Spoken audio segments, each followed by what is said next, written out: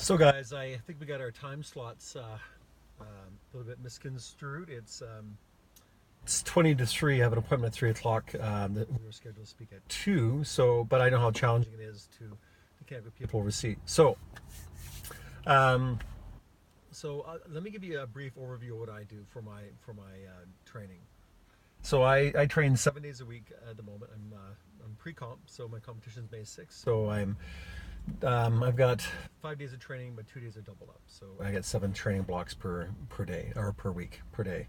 Um, and so for me, of course, being a bodybuilder is a little bit different than being a CrossFitter, um, because it's the amount of endurance required, the power endurance required, is not quite the same, right? So my diet is definitely much lower in carbohydrates. So I'm more into metabolic. My diet's more metabolic metabolic in the fact that it's my diet consists of a large portion of fat. So about 40, sometimes 50% of my diet, my total calories will come from fat, and fat in the form of MCT oil, coconut oil, animal fats, and yeah, nuts and seeds, that sort of thing.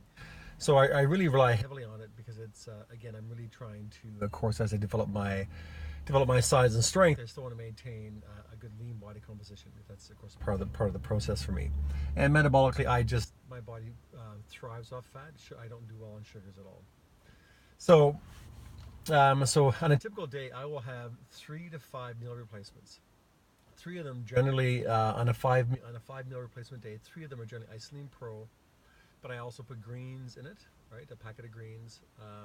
And then I add extra MCT oil because, again, I need the fat, I need the calories to actually control my blood sugar. And the thing about MCT oil, which is just basically called medium chain triglycerides, because it's a medium chain fat, it's broken down very rapidly and the body can utilize it like a carbohydrate. So I'll burn it off in the absence of carbohydrates. I'll burn off MCT oil quite easily. So to me, it gives me lots of energy. I can train hard. Even though I am a bodybuilder, my training is all microcircuit training, so I'm a highly functional bodybuilder. I do a lot of power-based work in my training, and it's almost exclusively kind of for the sake of this conversation, it's basically kind of hit training. It's all microcircuit work. So lots of heavy stuff, lots of high volume. So it's quite varied, of course, throughout the year as I lay out an annual periodization program for me. However, again, about 5 meal replacements a day. So again, as I said, my Isoline Pro, I add greens to it. I add extra MCT oil. I do use the non-dairy meal replacement because my body just can't tolerate the entire load of whey. So I use a non-dairy, but of course, with my non-dairy, I add a bit of Isopro to it to bring the protein levels up, and again, a bit of MCT oil. So of course, my calories, I'm trying to keep them up around 3,500 calories a day, in around that aspect, and about 300 grams of protein plus as a minimum per day. So my pre-training routine generally for supplement is about a half hour before I'll have an Isoline Pro. I'll put Amp Power in it, and again my MCT oil. And the Amp Power is a great product because it's a vasodilator designed to, of course, relax the blood vessels, increase blood supply to the working muscles. Of course, it increases our capacity to remove waste product. So Amp Power is a great product. During my training, I have a liquid mixture of Replenish, so electrolyte mix, along with Recovery, which is our BCAA mix. I use that during my training and just keep sipping on it. Post training, I use 2 scoops of Isopro, 1 scoop of greens, 1 packet of Ionics, and I'll have that post training. And then that's within about 30 minutes. And then about an hour later, I have an Isoline Pro. Again, just a straight Isoline Pro, no greens. And then about an hour later, I have a small meal. I use the A vitamin packs, AM, PM packs. I also use the Brain Boost, and I use the Sleep Spray as well. So I use a lot of product, and but the thing, it seems quite expensive to the average person. But for me, because I only eat 2 normal meals a day, and the rest are all meal replacements, and that does really well by me. It gives me lots of energy. 5 days of the week, I am very tight. Almost no more than about 30 grams, 30 to 40 grams of carbohydrates a day, roughly. Um, Actually, no, I should restate that. It's about 60 to 70, pardon me, 60 to 70 grams. The original metabolic program that I was trying to follow only had 30 grams, but using Isoline Pro, it dries it up. So about 60 to 70 grams of carbohydrates per day. But again, my total, my overall calories, of course, I'm heavier in the fat and heavier in the protein. On the weekends, I do carb loading, which means that I allow myself to have a generous portion of really healthy carbohydrates, pumpernickel, like really heavy breads. I'll use rice pasta. I'll eat quinoa, wild rice, and I'll have that with my meals. And again, nice, 60% carbohydrate, about 30% protein, and only about 10% fat, roughly. So in around that range. But again, it's just a little bit more carbohydrate dominant, and I'll do that over Saturday, Sunday to bring my glucose levels back up, and I go back into a little bit more conservative carbohydrate intake through Monday to Friday. Now, I know the numbers don't quite jive. If I had my stuff in front of me, it would be a much easier conversation.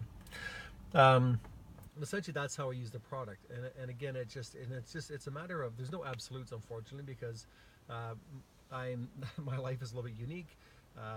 My training's unique, my metabolism is unique, my biochemistry is quite unique, and we all are that way. So it's just a matter of actually finding what you're doing, and then seeing how your body reacts by replacing some of your meals with meal replacements. And again, I just find it so much easier for me. It's inexpensive, it's healthier, it's just easier for me for the life I lead, just to have two primary meals, a late breakfast and my dinner, and then everything else is basically meal replacements. Do I use bars? Yes, I don't prefer them, but I'll use them in a pinch. I'll use unsalted, unroasted cashews and pecans and walnuts, that sort of thing. Probably about half a cup measure, which is about 450 calories at a time. I'll use those to kind of fill in the blanks if I'm getting a little tired of shakes, which I do occasionally. But for me, it's just a matter of practicality. Yeah, I mean, there's no big secret to it. A meal replacement is just that. It replaces a meal. So look what you're doing right now. Use myfitnesspal.com to get a kind of rough idea of where your total calories sit. And then from that point onward, then start replacing some of your meals. If you have a meal, let's say you're eating 6 times a day, then start with 2 of those meals and replace them with meal replacements. And then again, you can adjust the fat and protein content to bring it up to whatever you were using previously. But I think what you'll find overall is that it's just when your nutritional levels are higher, when the nutritional density is greater in your diet, the need for calories actually becomes less. And all you're really trying to do is really make sure you support pre and post training for the most part, and the rest of it's actually quite simple. So yeah, sorry we couldn't all get on the call together. We will try to kick it up again. I'll post this to YouTube and I'll drop the link in here. But yeah, it's no real, it's not rocket science. Pardon me. It's not really that complicated. It's just it's the old trial and error. Well, a book I would recommend getting, and actually it's one of my favorite authors. I've been following him for quite a long time, and his name is Dr. Tudor Bompa, Tudor Bompa, Bompa. Now he's in Canada.